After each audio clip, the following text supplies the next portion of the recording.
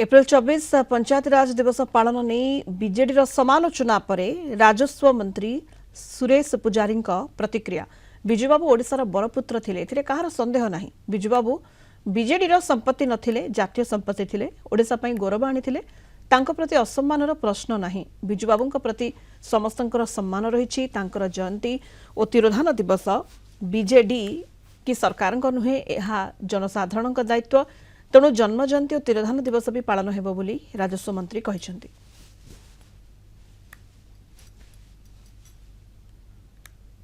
आमे ओडिशावासी 1857 पूर्व इंग्रेज विरुद्ध लड़ीलु। 1857 लड़ीलु। देश स्वाधीनतार लड़ीलु। जातीय स्रोत में ओडिशा जुगे जुगे रही जाए सागर।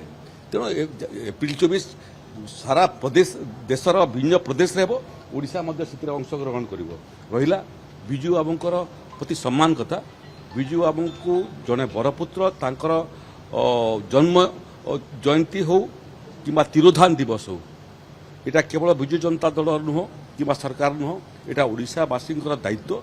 एवं आसंता मार्च 5 तारीख दिन सरकारी स्तर में आमर सरकार बिजु बाबूंकर ये जयंती पालन करिवो।